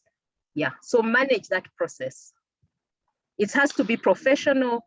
It has to be, professional as well. Thank you so much, Alan. Thank you so much, Alan. Thank you. Yeah. Over to you, Kathy. Yes, then we have a book suggested, Never Outshine the Master. Doreen Insima advises that we should look out for that book and read it. Never Outshine the Master. Thank you so much, Doreen. And then Alan also emphasizes that we need to maintain our objectivity and be honest and forthright. That is very true. Going behind people's backs, trying to outshine each other, etc., etc. No, it will not work. Thank you so much, ladies. Keep the tips and nuggets coming. Over to you, Claire. Thank you so much, Kathy. Thank you so much for the titles to books that we can actually read and add on to the knowledge you have from today. Thank you so much. Claire? All right, we are going to strategy number 6, balance digital orientation with strategic thinking. Now, there's a quote here, this is from Art of War. Strategy without tactics is the slowest route to victory. Tactics without strategy is the noise before the defeat. Now, if you've read Art of War, you know that the principle is in planning. You need to actually have a strategy. You want the next job, you want that promotion, you want to, to have learned all these other strategies. You have emotional intelligence, you're nice to everyone, team player, you're looking good, your communication has improved, but you have that tactics without the strategy. And so in this chapter, she talks about the different things that we can do in order for us to build on the strategy. And so I'll go, because we're running out of time, I'll go straight to the different points. One of them is the taking of notes during meetings. Many times we pick out pieces of paper and notebooks, and we're trying to take notes when people are speaking.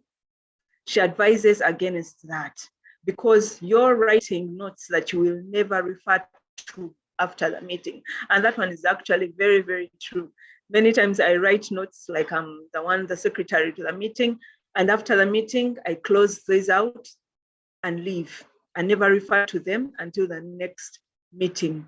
This is dangerous because it limits your active listening. She actually suggests that we need to actually listen carefully, try to internalize what the person is saying, and be able to ask questions about their comments. In that kind of way, you will remember that you interacted in that meeting. This is the question you asked. This is how it was answered. So she discourages the writing of notes while someone else is speaking. Then she's also saying that instead of focusing on the clerical work at your desk for today, I'm supposed to do the work today, this report is for this month. We need to have a vision for the company.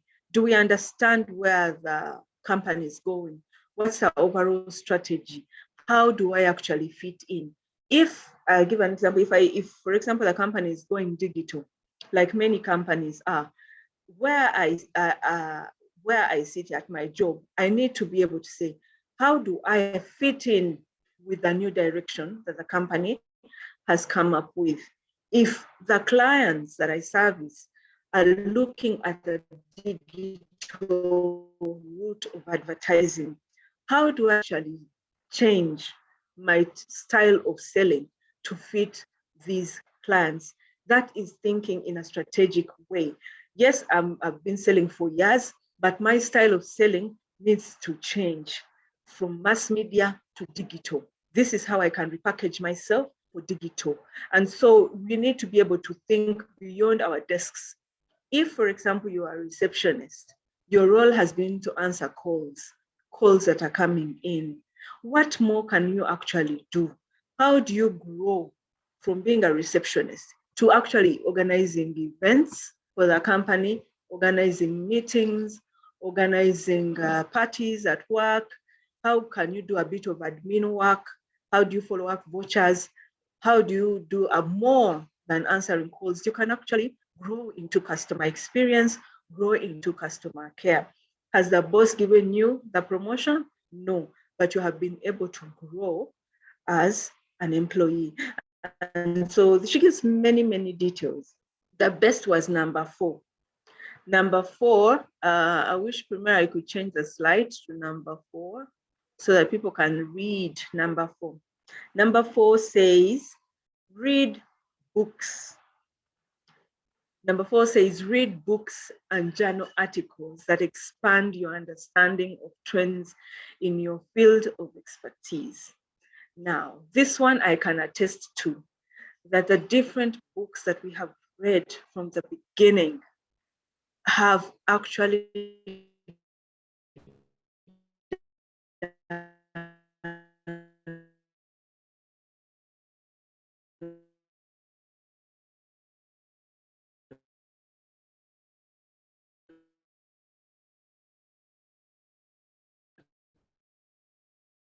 a lot for me in my career for the place of 1 year. I can't give you the bash. Should I mention? Sorry. And so we shall be able to read books. We need to then be creative.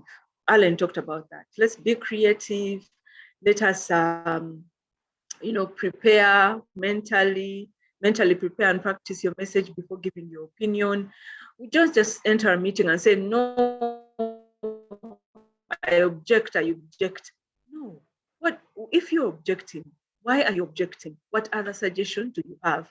And so we need to go beyond the tactical level to the strategic level at the different areas we are in our workplace. And so there are many details about how to improve and how to grow and how to develop strategic thinking. I think this is one of the best strategies in this that can help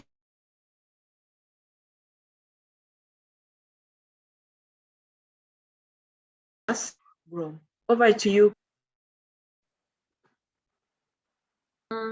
Thank you so much, Claire. I'm going to pick out 1 or 2 things from your list of strategic thinking.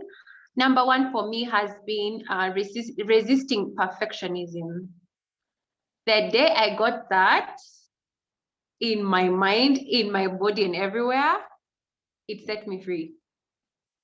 Like, it set me free to think about everything else in my life and action and do. Have you sat on a business plan until you're thinking, I have to write it to perfection? Have you sat on something and thought that I have to do it until it's perfect? And then now you hold on to things and look through your diary, look through your life and see how many you have left out, how many things you'd have achieved. If only you could realize that you need to resist perfectionism. Then the other one for me has been seeking ways to improve processes. And improving processes is everything, just trying to see things around you and saying, I'm going to pick up that and I'm going to do it. I've worked in the same organization for 12 years. Maybe I have had a stint away, like 6 months stint, but the roles I have done, apart from the very first role, actually even the very first role, it was the first role of its kind. And I was sharing this with another team, G4G team recently, and I told them that all those roles were new, brand new. They had never existed before. One role, I actually worked for 4 months doing 2 jobs until I convinced a multinational organization that that role was required. Today, it is a full section, no jokes. It is a full section today because I sat down and decided, yeah, I know I was right out of campus, by the way. And within 6 months, I saw it and I saw the gap. And I'm like, by the way, I'm sitting here for 4 months. First email, no one responded. Second email, a very amazing man decided to give me a chance straight out of campus. And today, for a multinational company, it is a full-fledged section, believe it or not. Because I just sat and I'm like, no, I have to do something else with my life because this is what I want to do with my life. And I've decided this is it. So strategic thinking. Last week, we also had a very interesting speaker in our second entrepreneur session. And she talked about giving ourselves time to actually think. Okay, so these big picture things are not going to come and we're not going to develop strategic thinking if we are constantly busy with our own lives. I'm constantly busy. I'm busy with this. I'm busy with that. We actually need to stop and actually take time and actually give ourselves time to actually develop strategic thinking. She told us, Manuela, I will provide the video later for you guys to listen. She said that in her diary, she actually has a slot for thinking time. Literally, like she blocks time to actually think about herself and think about her business. Strategic thinking won't come from us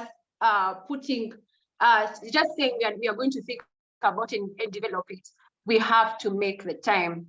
So the way we make time in terms of brainstorming projects at work is the same way she was saying, I actually sit and actually put together the time to be able to think and be able to improve processes. She says that is where her sense of creativity is born. She says everything you see her doing out there is because she has actually taken her time to actually think. So thinking time in our diaries to be able for us to be able to make good strategic thinking decisions in our life. Thank you so much, Claire, for strategy number 6. And then I would like to ask Kathy what we have on the chat. Oh, thank you so much, ladies. Thank you, Prim. Thank you, Claire. Thank you to the ladies in the audience. Adrian says that it's important to align our roles with the overall vision of the organization. Asking questions like, what is my individual contribution to this vision? That is very, very important, because you'll find yourself in that situation Claire described of, okay, the company is going digital and you've been doing the filing, paper filing, and now no more paper is going to be used. So what is your individual contribution? Leave alone your department, leave alone your division, but for you as an individual, what is your contribution to the vision of the company? Every 5 years, many companies are transitioning into something new. And now as we head towards the SDGs 2030, so many companies are changing. Do you know your company's vision? Are you concerned? You find people who are still talking about visions of 1994 when companies were rolling out, and now these are so many years later. So let's align our individual contributions to that vision. Then Alan is saying that strategic thinking is also a muscle that can be built. In law school, they were told to, number 1, analyze and summarize the facts. Number 2, look for the issues. Number 3, what is your finding and what is your analysis and recommendation? Number 4, what else can you think of? So that is out of the box thinking. And this helps her a lot when she needs to provide strategic analysis to issues. I think this also ties into the thinking time. I think if the mind is really clogged up, chasing this, chasing that, too much chaos going on, you never have this process to its end-to-end process thinking. If you're always chasing this and that, I think it's important that we get into that space of actually thinking and thinking about the solutions that you want to bring forward. And then Alan is also saying that always ensure that you don't get drowned in the details. Don't forget to see the woods or forest for the trees. When we have a lot to do, we tend to focus on the minute details and not the big picture. Always find space and time to step back and think about the big picture. We call it getting off the dance floor onto the balcony. Yeah, that's very, very important. Thank you so much, Alan. Then Sylvia is also saying that you have to leave the dance floor and get onto the balcony where strategic thinking happens. Adrian also adds that you have to constantly challenge yourself. Oh, amazing, amazing. This book was something else. Thank you so much. Over to you, Claire. I want to hear more from Alan on leaving the dance floor and getting to the balcony. Alan. I really need to hear more. Catherine had captured it. Okay, how many of you have gone to a nightclub? I know we have been in lockdown for a long time, so you've not been able to go to a nightclub or a social gathering. Home parties have been banned. But just imagine that dancing, you're excited, you're on the dance floor, you're in it, you're in the music, it's hitting you, it's taking you, but you're there dancing. You cannot see anything. You can only see feet, you can only see your partner, but because there are many people around you, you're dancing. Now, if you do not get time to go off to the balcony, to step up above, this is now literally, if you go up to the balcony, say on the first floor, and you look down, that's when you're going to be able to see, oh my God, this one is dancing this way, this one is doing this one is, moving slow. And so you're able to see the big picture. So it's a leadership term where we are asked that create space in your schedule, create time. Personally, I'm learning people are doing those personal retreats. You take time, organizations take time to do the strategic thinking and the retreats, but as an individual, you must find space to take time, especially whenever you feel overwhelmed. Stop and say, what exactly am I working on? What is the big picture? What is the issue? And that's called getting off the dance floor. Because when you're so busy in the dance floor, you're not going to be able to see. You're like a worker bee. You're busy dancing and you're only seeing your feet. Getting off the balcony allows you. But Sylvia, it would be great to hear from Sylvia because she manages this whole banking sector. And for her, what does getting off the dance floor mean for her? Sylvia Jangwe. Sylvia? Thank you, Alan. It just reminds me of being plugged down into the day-to-day. You're shuffling papers, doing deals. You're not even thinking strategically, what do I need to do to take this organization forward? For example, if you have your own business, you're just busy doing day-to-day activities, but you're not thinking what will happen next year, what will happen after the following year. So you have to take time to think about your business, to think about your team, to think how differently can I do what I do day to day. That's my thought on it. Thank you so much, Sylvia. Yeah, let me just make one small point. I know we are running out of time, but often you promote someone, and Sylvia, thanks for that. You promote someone who has been a very good manager. For them to transition to leadership, you notice that what this same person is doing, we have promoted them, but instead of thinking big about the department, because they have been managing one person or one desk, they are just focused on doing. So it often takes time for you as a manager to transition to leadership. You need to step out and then start seeing, instead of me doing, how am I going to motivate that team? So all the principles, teamwork, getting people to work together to deliver. And Sylvia has said it, because if you get stuck in shuffling the papers, you're not going to be able to do strategic thinking at all. Yeah. Thank you so much. Thank you so much, Alan. Thank you so much, Sylvia. Thank you so much. Over to Claire. We are ready for success tip number 7.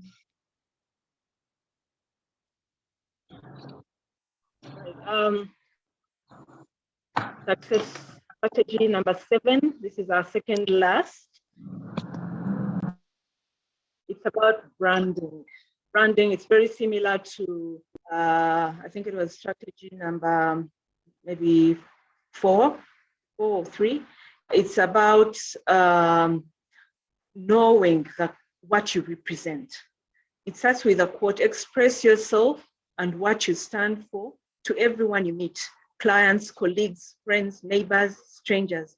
Do this constantly and consistently, and you will create an effective, lucrative, personal brand.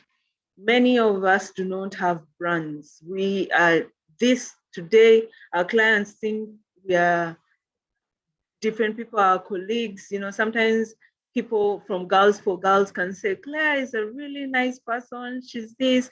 And then when you talk to my workmate, she's like, oh no, my God, she's a manager from hell. So what is this brand that you have created for yourself? How do your clients perceive you? How do your friends see you, your colleagues and neighbors?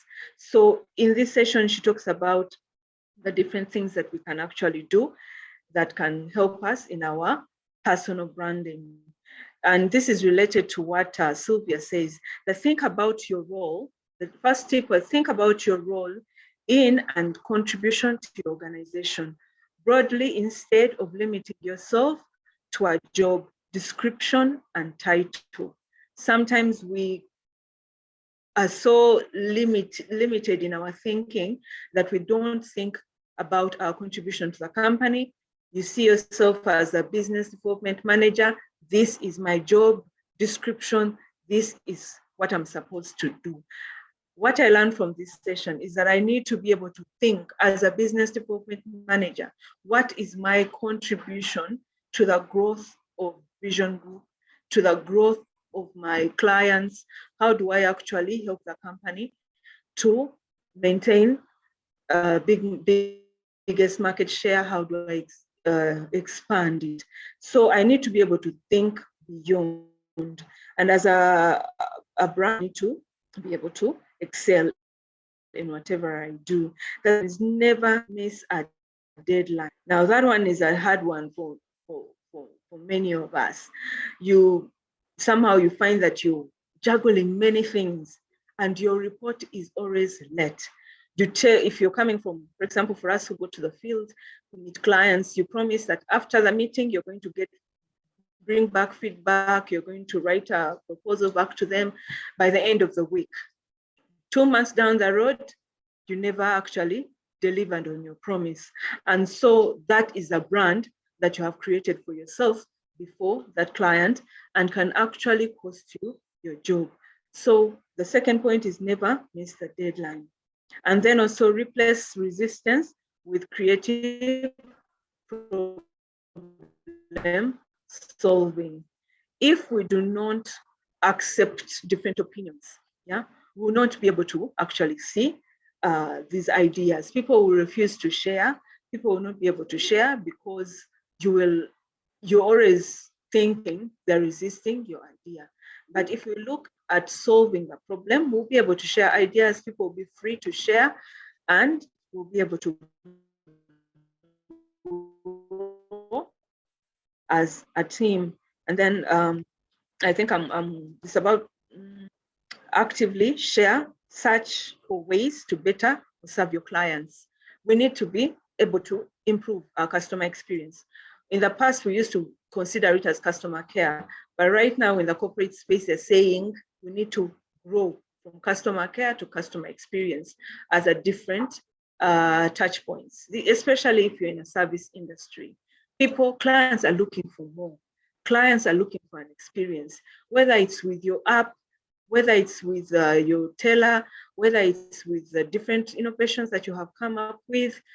How do you actually make it easier for customers to reach you, for customers to communicate with you?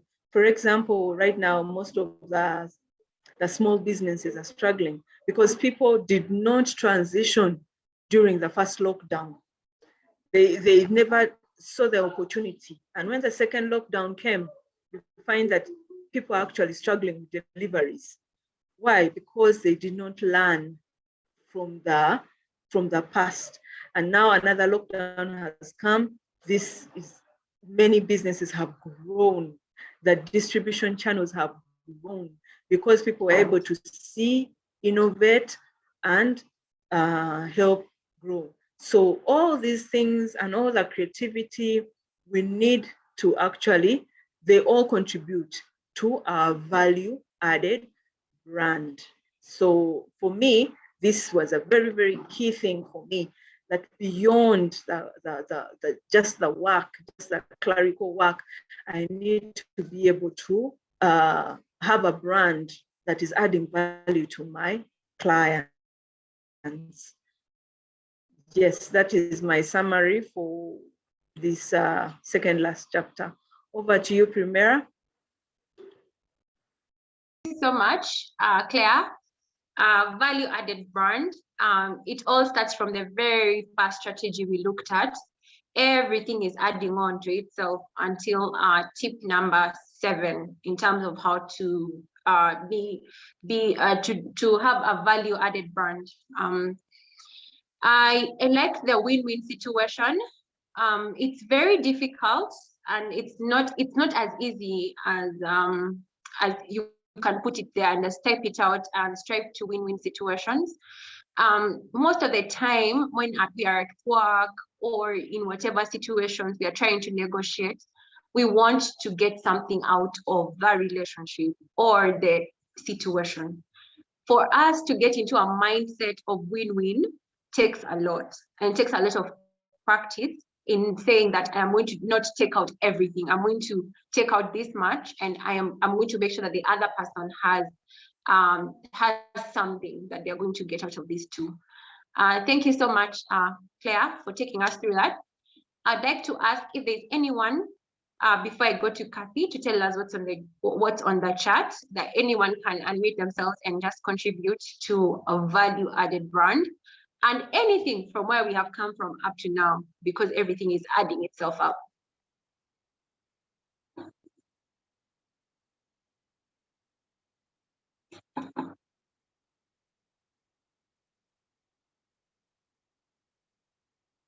As I we think wait it's for you well to said and finish. aligns. I was All right. typing. It's well said and aligns to our value addition under the negotiation session. Remember, in negotiation, we always talk about create value. Don't go in with a small mentality of, okay, this is what I have to do. This is it. Most companies, what are they looking for? To increase share value, to do this. So always go in seeing how can I create more value? There are many ways to do that. So I think it's well said. At times we keep ourselves so boxed in and small-minded. If they're only paying me 2 million shillings, I'm only going to do this.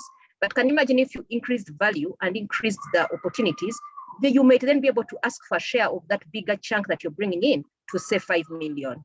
But if you stick to what is in front of you, you're not creating any value. So it's a powerful one. And for me, I mean, it's self-explanatory. We do it a lot with remember the orange exercise in the negotiation class. If you have an orange, if you have a lemon, make lemonade juice. If you have an orange, make juice. Don't just think of, doing what exactly you have in front of you. Yeah. All right, thank you so much. I'm going to go to Kathy to the chat. Hi, Prim. Oh, the chat is on fire. The ladies have a lot of submissions and agreements. As part of the previous strategy, Carol has submitted that to be a visionary leader calls for practicing delegation. So one is able to think strategically. I think that's one of our pitfalls as ladies. When we get into these positions, we think that our particular subordinate gets to know so much, or they become an expert and rendered irrelevant. But the more power you have, the more you have to give away. I think if you're to work very well, if you're to think strategically, you have to give away that work. Dorothy says that ask not what your company or boss can do for you, ask yourself what you can do for them. That makes you, what makes you an asset to that company. Adrian adds on to say that people or your team will follow you because of who you are and what you represent. Your character and good decent abilities count a lot here. That is very true. And many times it's said that people do not leave their jobs, they leave bosses. Agnes says that as we think about serving the client better, the customer today is comparing us to global brands. They get service from the global market. That is very true.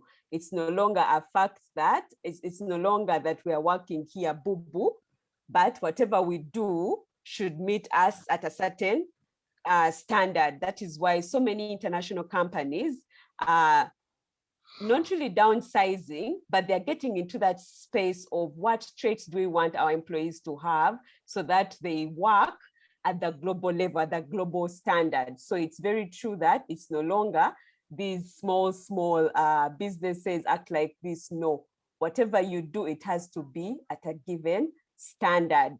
How do you sell your products as your side hustle? It's a side hustle, yes, but you have to work in such a way that the big brands work. No one knows it's a side hustle. When I order for something from your shop, I don't take it as a side hustle or something small. No, I want to receive that customer service at the same level as I get from MTN service centers. So yes, so that is true. Thank you so much, Agnes, for that reminder. Fortunate adds on to say value and more value.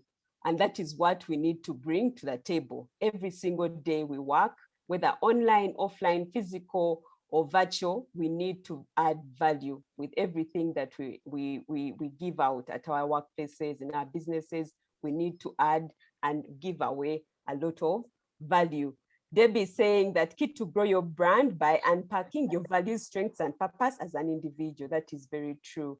Mapula is adding to say that she agrees with Adrian. People connect to you as a person, not as anything else, but at that human level. Thank you so much, Prim. Over to you, Claire. Thank you so much, Kathy. Thank you so much. Over to you, Claire. We are looking at the last strategy for today. Yes, we are looking at strategy number 8 now. I intentionally decided not to take notes on this one. Why? Because Girls for Girls actually tries to address this strategy. It's there's a very interesting quote from Jane Howard. It says, "Call it a clan, call it a network, call it a tribe, call it a family. Whatever you call it, whoever you are, you need one." And there are, I think, 8 pages just addressing the issue of networking and its importance in our career. From my own experience, there was a point in my career before I joined Girls for Girls, the only people I knew in the corporate space were my colleagues at work. But when I moved out to try and grow my network, it's amazing the things that I have been able to learn, the people I have been able to meet. And so in that final chapter, she says, this is very, very key. It may be the last strategy, but it's one of the most important strategies. We as women, we are sabotaging our careers by not utilizing the opportunities that we are given through these networks. Some of the example she gives community networks like Rotary, like the church, school PTA, whatever opportunity you are given to network, use it well. If you, for example, if I like the book club, you have been given an opportunity to be part of this amazing book club. I received a comment last week where someone says, "I think, Claire, you actually have the best book club in the country." And I had never thought that way. As in,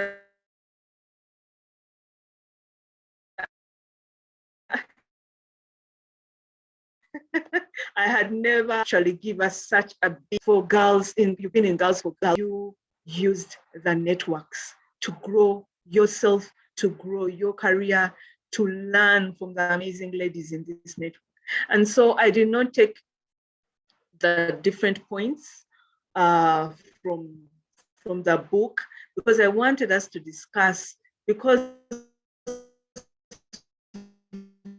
we are a result of the networks that we belong. Want to get to know more about her tips? They are there. They're not very different from what we learn in Girls for Girls and the benefits that you get from networking. And so I just want to open up the session through you, moderator Primera.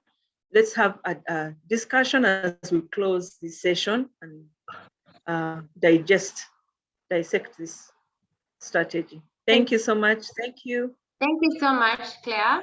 I have a confession to make. I had said I'm not ready to make this confession, but maybe I can make it now in Girls for Girls because of the comfort I feel. When I joined Girls for Girls, everyone asks me, and I don't know if, I think even Alan has asked me where I get all the energy to do all this stuff for Girls for Girls. But what I say and the response I'm going to give now is Girls for Girls saved my life. When I joined Girls for Girls, I was in a bad tipping point, literally full depression. As in, it's something, let me admit to you today, because I've not done that before, like in a group, but Girls for Girls took me out of a place that was so bad for me to where I am. That's why I'll give back any day. Like I'll sit here, I'll do the best programs, I'll run everything there is because of the love I have for every person on the call today. Because somehow you saved my life, like everybody, like Kathy led the first cohort. I was in the first cohort with Claire. We know what we went through. Our session was 6 months, and I don't think I would have wanted it to be less than 6 months, because those Saturdays were the most special for us. We would reach there so early in the morning and then leave very late, trying to organize, trying to do stuff. For me, Girls for Girls saved my life. That's my story. I don't know what your story is today, because even today it will take me into tears because it saved my life. Networking saved my life. Networking with amazing women. Today I can call anyone and talk to them. I don't feel like I need to have given this long story or they need to have understood me so much. I just need to say I'm coming from Girls for Girls. If you have come into my inbox for anything, you know we have talked, we have had a conversation, we have like anything you want. And some people reach me and like, okay, I want to do this for Girls for Girls. And there's only one sentence I'll always give. There's always space for you. And that's the same thing I said last week. There's always space for you. Like, just raise your hand and say, I want to give back. And I want to give back in terms of mentoring and loving other women and making sure that they are lifted and they go to another different higher space. Just know we love every one of you. Like, literally, me, I'll say Girls for Girls saved my life. That's my story. I don't know what your story is. I'd like to hear it. Like, I'd like to hear it. I'd like to know what your story is, and I'd like us to highlight you in our social media and just talk about what your story is and how Girls for Girls has been for you. For me, you're my family, you're my tribe, you're my network. You've been the world to me. And I hope after this, the lady that you're seeing on the chat or you're seeing there is also going to be a lady you're going to reach out to. Reach out to anyone on the group and just say, I'm looking for someone who can help me with this or who can do this for me. We are an amazing, amazing village for each other. And that's the reason why we're here. Thank you to Alan for being a courageous leader and starting the very first cohort in Uganda. We wouldn't be here if you weren't that courageous to say, let me just start and see how this goes. I know you look at it and you're like, oh my goodness, just one word out of my mouth and all this has come to life. Like, I wish you knew how G4G is big today. We are in 24 countries and growing. We have G4G Global now. We are trying to create G4G 2.0. Like, it's an amazing, amazing, amazing village that all of you are happy to be part of. So I'd like closing remarks from Claire, and then Alan can close for us.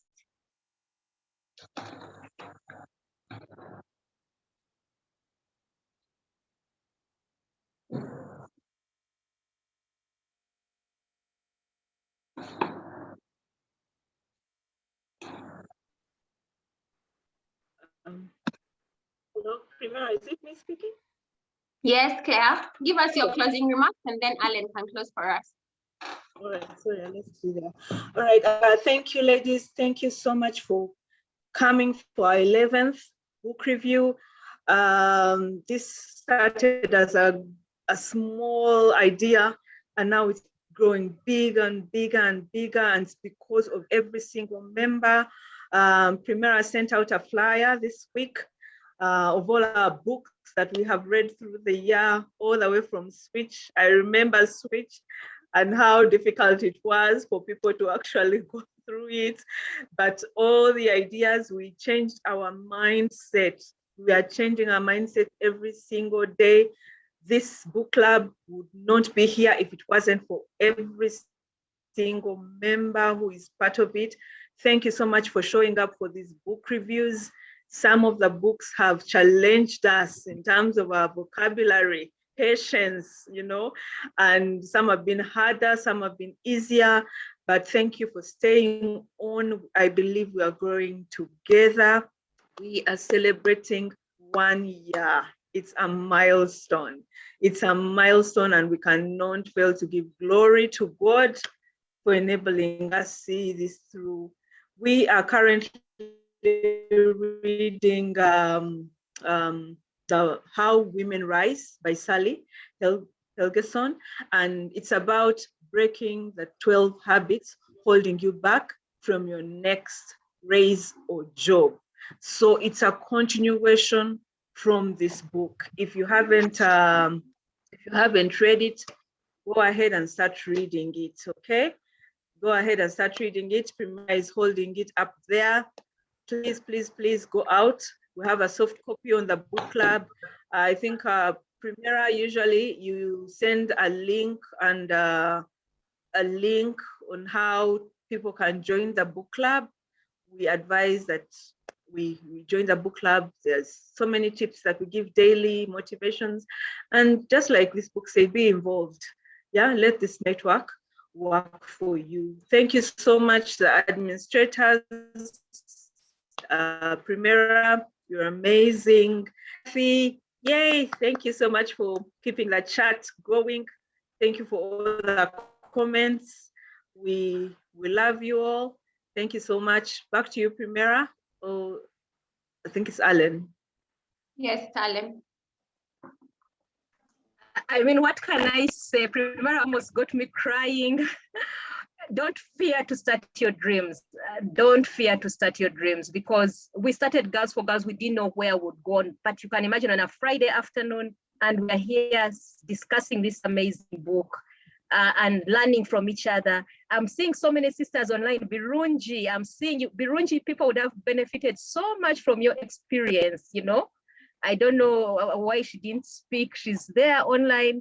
There, you know, this space, we really wanted a space where we can discuss professional issues, family matters, our matters, and be safe. And I'm glad it has happened. But Claire came to us with this dream. Claire loved reading. I used to love reading as a girl. Then my eyesight became bad and I could no longer read in bed. And Claire reignited the passion for reading. Claire, thank you.